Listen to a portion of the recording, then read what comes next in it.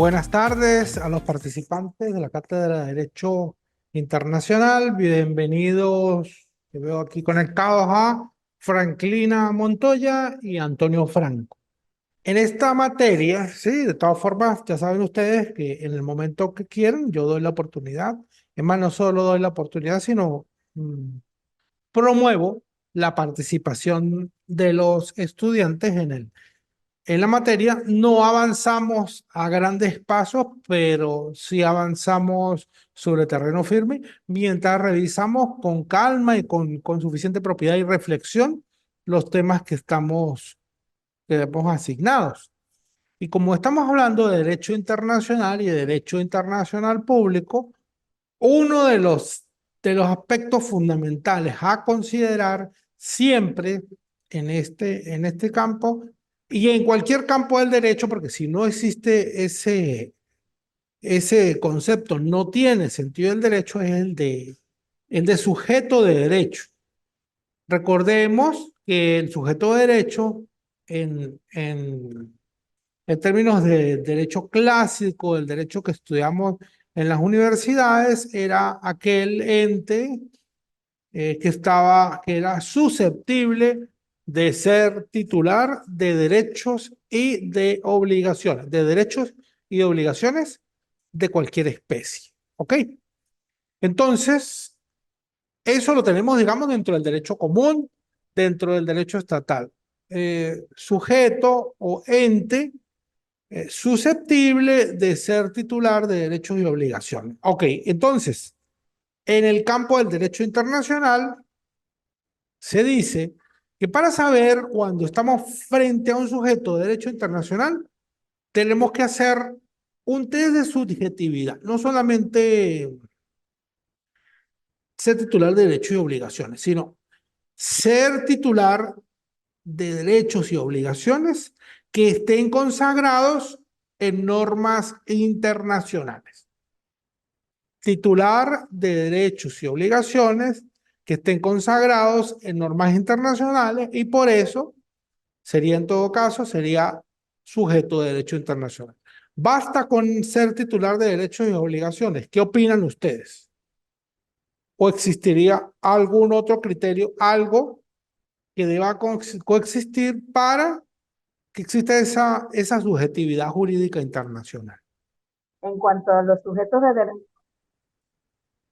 en cuanto a los sujetos de derecho internacional Internacional. público, porque obviamente sabemos que el sujeto de derecho es todo aquel capaz titular de deberes y derechos, pero cuando ya hablamos de derecho internacional público, obviamente, previo que el cumplimiento de los requisitos para que esta persona sea titular de estos deberes y derechos, también tenemos que hablar o tomar en consideración la capacidad jurídica que tiene Capacidad este ente. jurídica. Ujú. Y la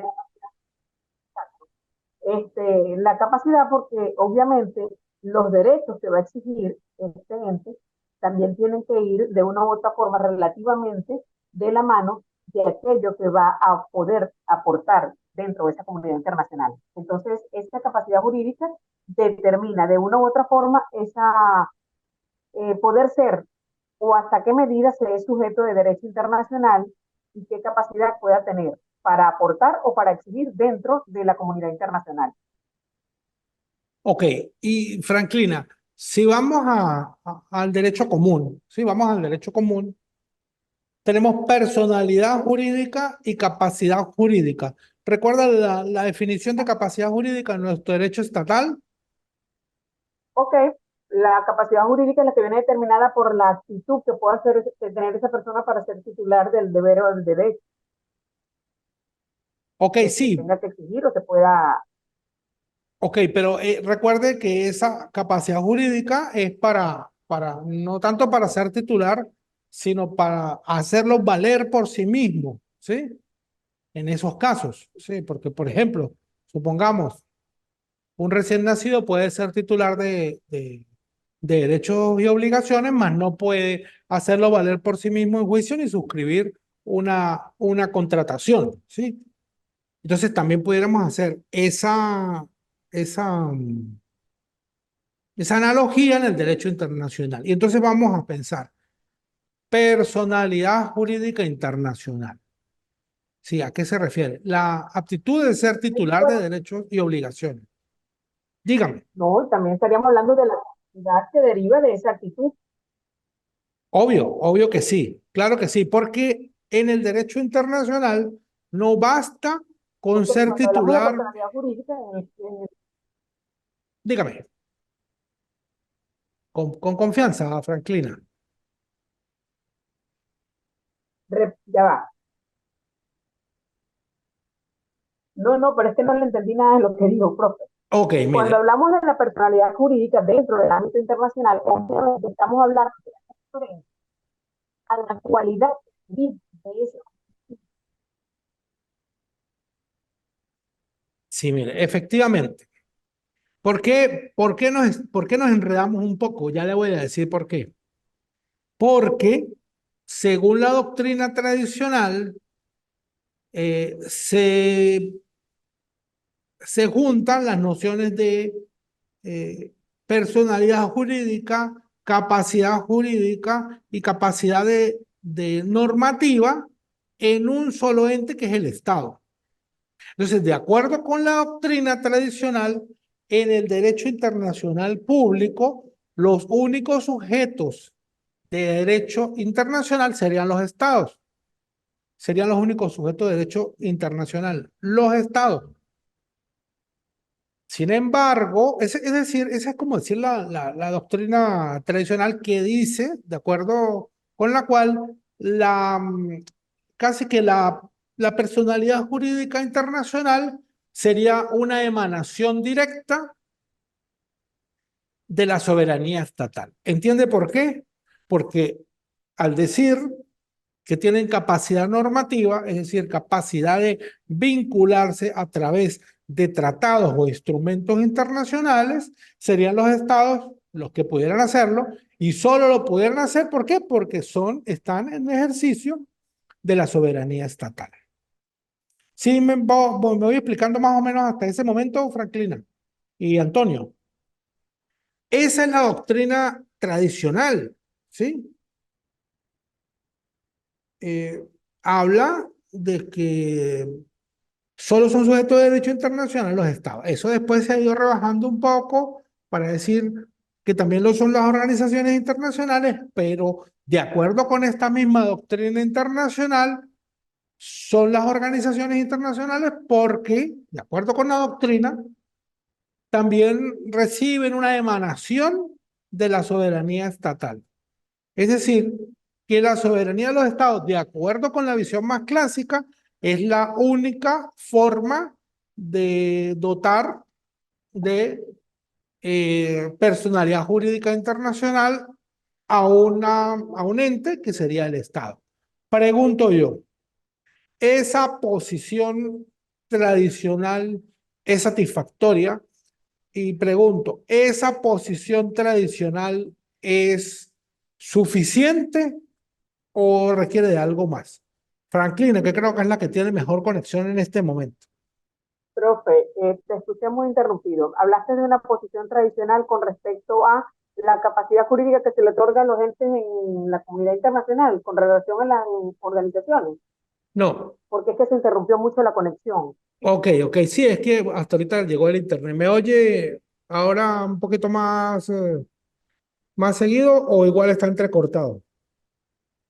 No, menos, o sea, todavía se oye entrecortado, pero no tan seguido como Ok, antes. yo que estaba diciendo que el problema surgía de del imperio de la doctrina tradicional que decía que los únicos sujetos de derecho internacional son los estados, porque ellos son los únicos que pueden crear, decía esta doctrina, crear y exigir obligaciones internacionales porque son los que tienen capacidad normativa en tanto, de acuerdo con la soberanía estatal, pueden vincularse internacionalmente. Entonces, preguntaba yo si tomando en consideración esa noción tradicional de que solo eran los estados quienes eran sujetos de derecho internacional, preguntaba si esa noción era exacta, si era correcta, si era suficiente.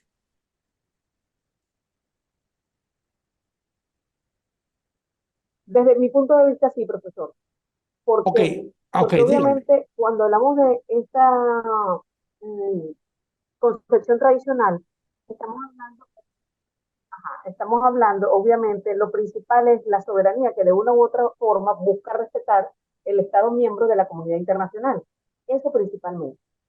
La soberanía, la autodeterminación que hablamos en principio, y de una u otra forma la misma independencia de la Ujú. mano de esa soberanía. ¿Qué sucede? Que un ente o una organización puede exigir soberanía es algo ilógico. Ok, Entonces, desde ese punto de vista, y por el mismo concepto que viene dado de lo que es sujeto de derecho, capacidad jurídica y personalidad jurídica dentro del campo internacional, para mí sí, o sea, yo sí estoy de acuerdo con la posición tradicionalista, porque es imposible que un ente internacional que muchas veces son creados dependiendo de, como veníamos hablando, el tilde político que esté predominando en ese momento. ok, Entonces, no puede una organización internacional de una u otra forma ser transparente y solicitar o exigir una soberanía de un espacio que no corresponde, en principio.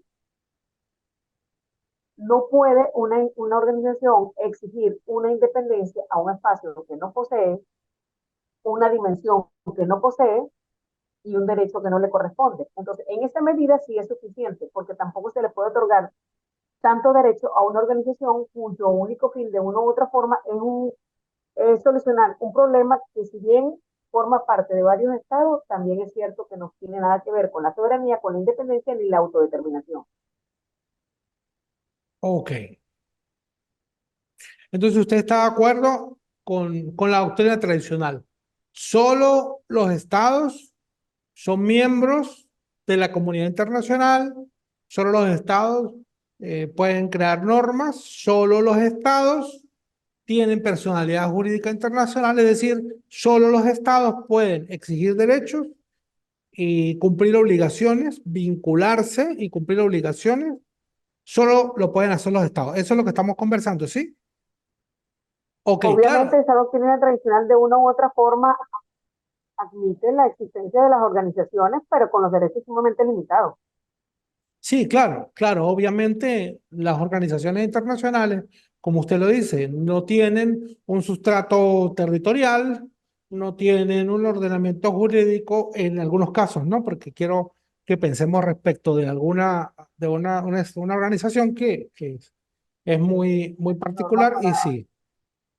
Ajá, pero entonces fíjese, un poco pasando para pasar un poco o dar mayor amplitud dentro del campo del derecho internacional, se ha previsto, digamos, un test de la personalidad, ¿sí? Un test de la personalidad que se dice, para saber si un ente es sujeto de derecho internacional público, se suele hacer el test de la subjetividad internacional. Se analizan dos criterios fundamentales: la titularidad de los deberes y derechos consagrados en normas internacionales y, obviamente, consagrados en normas internacionales y la posibilidad de exigirlos o que les sean exigidos frente a órganos también internacionales. Entonces, se toman esos dos criterios. Tal vez no sean suficientes, pero esos son los dos criterios que se sugieren. ¿Cómo está David Camacho, que se viene conectando hará un par de minutos? Mi estimado profesor, mi estimado grupo de compañeros también de clase, gusto saludarle. Problemas eléctricos, doctor. Terminando el programa de administración de carga a la una. Ah, ok, Ya me la reconectaron. pero le noto buena internet, porque con internet estamos graves nosotros. Sí, no, no, no. Del internet llegó la luz y me conecté bien ahorita, pero no, estaba sin luz, sin Sí, electricidad. sí, no, pero está fluido su internet, bastante Aquí bueno. se va de 9 a una, de una a 4 y así. Se Sí, van sí, 4 horas. sí. Ese mal nacional. Ya Sí, doctor, estaba viendo ahí que usted estaba hablando de los dos criterios, eso, ¿no? Ujú. pero de verdad son muy escasos, ¿no? Para que se les repute como ente de derecho internacional, ¿no? Sí, es muy simple. Es una cosa Muy simple, sí. porque es que antes había una fijación de que solo eran los estados. Entonces es simple. El criterio ¿es usted estado? ¿Sí o no? Bueno, usted es sujeto de derecho internacional o no es sujeto de derecho internacional. Ahora, si tiene titularidad de deberes o derechos establecidos en normas internacionales y la posibilidad de exigirlos o que les sean exigidos frente a órganos también internacionales, ¿sí? Entonces, Sí, no todos tendrán la misma capacidad de responder, ¿no? De no, ser no, responsables. no, porque Claro. fíjese, dentro de esos dos criterios no se dice la actitud para suscribir normas de derecho internacional, que era lo que se tomaba antes como subjetividad internacional irrestricta o plena. Y algunos casos específicos de las organizaciones internacionales, de la Orden de Malta, aquellos casos clásicos. Pero entonces, tomando en consideración eso, se dejaba por fuera de la subjetividad internacional a las personas. ¿Por qué se dejaba por fuera de la subjetividad internacional a las personas? Porque se entendía que su Estado nacional era quien podía representarlas en esa instancia. Es decir, el Estado nacional va a actuar por usted, va a hacer valer sus derechos. Entonces, surgieron casos específicos que hicieron pensar, como aquellos casos en que algunas, sobre todo gobiernos autoritarios del mundo, eh, despojan a sus nacionales de la titularidad del derecho a ser nacionales de ese país, les quitan la nacionalidad. ¿En qué se convierten? En unos apátridas. Cuando uno es apátrida, ¿qué Estado va a patrocinar por el vínculo de la nacionalidad su reclamo internacional?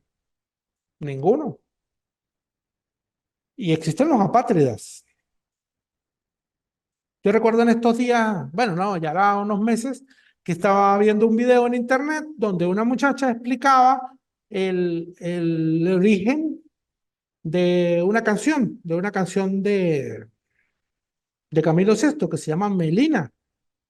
Y que pues uno, no lo sé, yo tenía en mi cabeza que era como una canción de amor nunca la asocié con la activista Melina Mercouri o Mercury, que, que griega, luchó contra el régimen de los coroneles de allá de Grecia y le fue retirada la nacionalidad, se transformó en apátrida, que me pareció muy curioso lo que ella dijo que era griega nací, griega moriré, así háganlo ustedes lo que hagan. Bueno, entonces se dan esos casos de los apátridas y dentro de esas ideas que se barajaron para poder ampliar el tema de la subjetividad internacional era el, el de incluir a las personas naturales. Obviamente no es una inclusión irrestricta, porque obviamente las personas naturales no pueden firmar tratados internacionales. Las personas naturales no pueden exigir responsabilidades a los estados en materia ambiental. Yo creo que eso nunca lo va a exigir nadie, pero no le pueden exigir en materia ambiental, sino a través de los estados, a menos de que sea una violación demasiado flagrante. Pero se buscó ir un paso más allá para evitar algunas, digamos, eh, algunas circunstancias especiales, ¿sí? Entonces, abriendo ese compás, ¿sí? ¿Qué papel, la pregunta sería, ¿qué papel desempeñan los estados en las relaciones internacionales? Obviamente, el estado es el sujeto de derecho internacional más importante. Hablemos de la aplicación de normas, eh, de tratados, de normas consuetudinarias, el Estado es el sujeto más relevante. Pero por ser el sujeto más relevante, no implica que sea eh, el único sujeto existente de derecho internacional. Por eso se recomienda se recomienda. Franklina está de acuerdo con el criterio que solo son los estados, lo defendió muy bien. No estamos ante algo correcto o incorrecto, ¿sí? ¿No? Son criterios. Estamos en el caso de de ciencias sociales y estamos estudiando al Estado y a la comunidad internacional que si los verificamos como objetos del mundo real, del mundo de la naturaleza, no existen. Son creaciones culturales y por tanto, como en tanto creaciones culturales, no podemos decir que son exactos o inexactos a alguna posición doctrinaria. Entonces, Franklina considera, y yo digo, pues, tiene sus aciertos, de repente puede haber alguna crítica, como la posición que desea abrirse un poco más al respecto también las tiene, pero dice, los estados son eh, los principales, bueno, podemos decir los principales sujetos de derecho internacional, pero se recomienda la superación del voluntarismo estatal como única forma de producción de normativa internacional. ¿Por qué? Porque se supone, sí, o se dice siempre que son solo los estados los que crean normas estatales. ¿Por qué? Porque las normas estatales, las normas de derecho internacional son convencionales. Son convencionales. Es decir, son establecidas de común acuerdo entre un estado y otro, entre un estado y muchos más, con reservas, como vimos con las reservas de los tratados, ¿sí? Con reservas y demás previsiones que van a determinar con claridad meridiana hasta qué punto va a estar vinculado el Estado y a partir de qué punto no, con respecto a uno o a otro Estado. Porque el hecho de que la manifestación de voluntad de los estados no sea en tiempo real, esté supeditada hacia el cumplimiento de esos requisitos, genera la presentación de reservas, es decir, yo suscribo el tratado, salvo en su cláusula 10ª, parágrafo 4, su cláusula 12ª, parágrafos 3º y 4º, etcétera, etcétera. Eso con respecto a un estado y de un estado con respecto a otro. Pero entonces se recomienda trascender un poco ese voluntarismo estatal, es decir, amarrar, atar solo a la voluntad estatal manifestada de forma primaria la creación de normas de derecho internacional. Pero si entendemos que la soberanía se deriva única y exclusivamente de los estados y es de los estados que en principio van a surgir estas normas convencionales, ¿cómo pudiéramos trascender el criterio de abandonar un poco, no lo podemos del todo, un poco el voluntarismo estatal como única forma de producción de normas de derecho internacional? ¿Quién me opina en esa materia que está peliaguda? Cónchale, doctor, es que usted lo ha dicho, está peliaguda, ¿vio? Sí, claro. No es fácil, no es fácil. Las responsabilidades son variadas, ¿no? Con recursos, sanciones. A ver, pero Por ejemplo, les voy a traer un ejemplo para que les quede más fácil. ajá, La Unión Europea. ¿Qué es la Unión Europea? unión de naciones y incluso un organismo internacional que, que los hace más fuertes, pues realmente ellos se unen para ser más fuertes. Comenzó como una unión aduanera, pues, claro, como una unión económica, luego una unión política, es decir, se hizo quizás como para constituirse como bloque más constitutivo, competitivo, ¿no? Claro, ahora fíjense algo. La Unión Europea genera normas válidas para los estados de la Unión Europea, que no son sancionadas primariamente por ninguno de los cuerpos legislativos de cada estado, sino que crea unas directivas comunitarias que incluso no se emiten en todos los idiomas, ¿sí? Se emiten en los idiomas principales. Entonces, La Unión Europea es un organismo internacional que genera normativas que tienen un alcance internacional, aunque muchas veces van a ser aplicables dentro del derecho interno, sin necesidad de ser un Estado en sí mismo, sino que recibe la dotación, podríamos llamarlo así, la dotación de soberanía de varios estados. Y eso le alcanza para dictar normativas, directivas que son de aplicación en cada estado. Es decir, un organismo internacional está dictando normativa interna de cada estado. Fíjense eso. No estoy diciendo que es el ejemplo de lo que yo dije. Es un ejemplo de una organización internacional que está regulando el derecho interno. ¿Sí? ¿Dónde queda la soberanía? Sí, Dónde queda la autodeterminación? ¿Dónde queda eso? ¿Qué opina, David? claro, eso se lo lleva el convencionalismo, ¿no? Eso se lo Ujú. lleva el convencionalismo, ¿no? Al aceptar la convención, ellos quizás subordinen su soberanía a la Unión, ¿no? Con responsabilidades distintas. ¿Por qué? Porque la Unión Europea tiene sus responsabilidades y cada uno de los miembros tendrá sus propias responsabilidades. Sí, claro. Ahora, frente al concierto internacional, digo, ¿no? ¿Okay? Otro ejemplo también puede ser el de la OTAN, en estos momentos, Sí, que claro. citaba el expresidente Trump, con la responsabilidad de los pagos, ¿no? El atraso de los pagos y la amenaza que lanzaba Trump de que aquellos que no sean responsables o no han sido responsables en el cumplimiento de las cuotas, podían ser sancionados, ¿no? Entonces, una cosa es la OTAN y otra cosa es los miembros, cada uno de la OTAN, pues. Sí, ¿Dónde queda claro. la soberanía también ahí? Es más un poquito parecido también, ¿no? Pero menos parecido, pero también.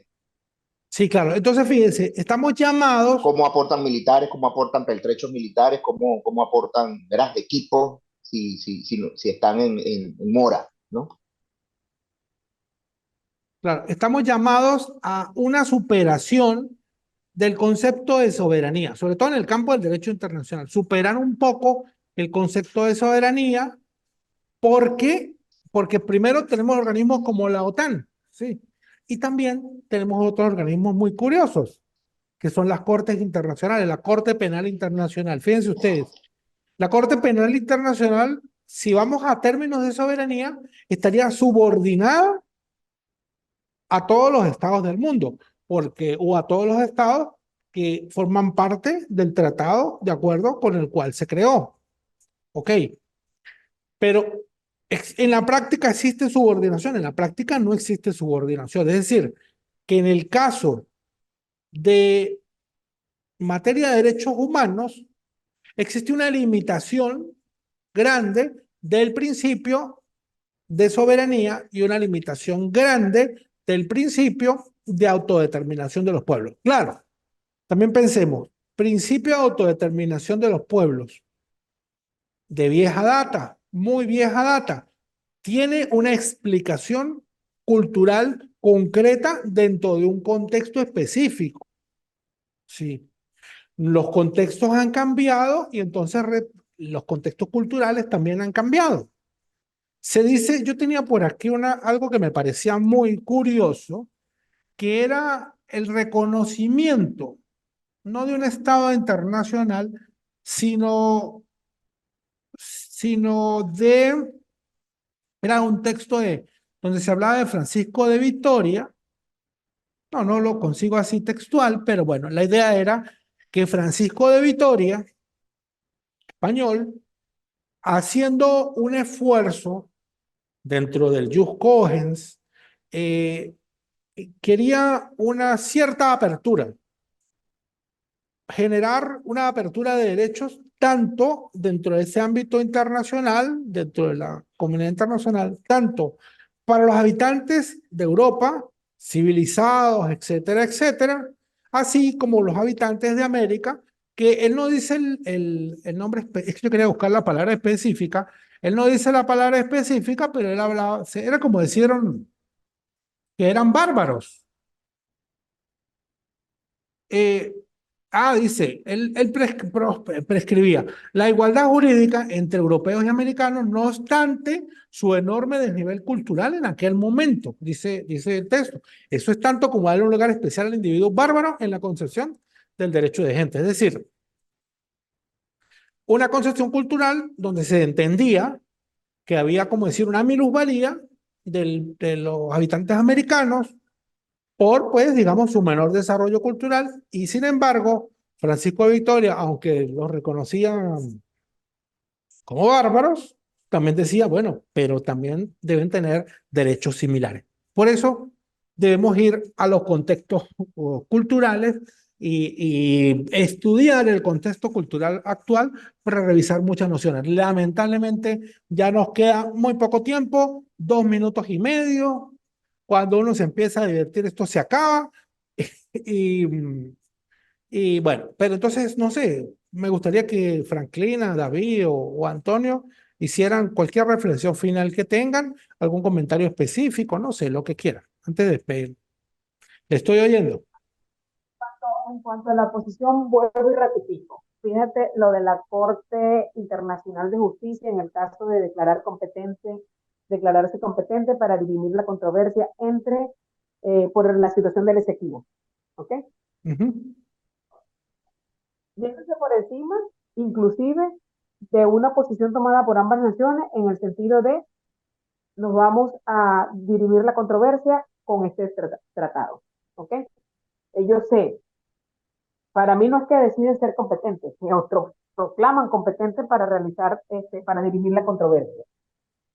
Eso para mí es un abuso, si se quiere, de la situación jurídica que representa o la posición jurídica que tiene la Corte Internacional de Justicia.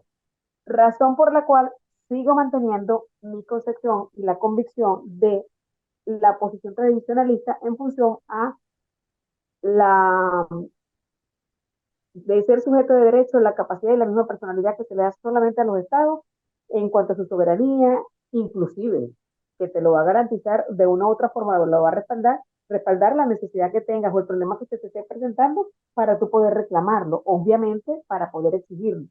Claro, Franklina, disculpe que le interrumpe, que queda menos de un minuto.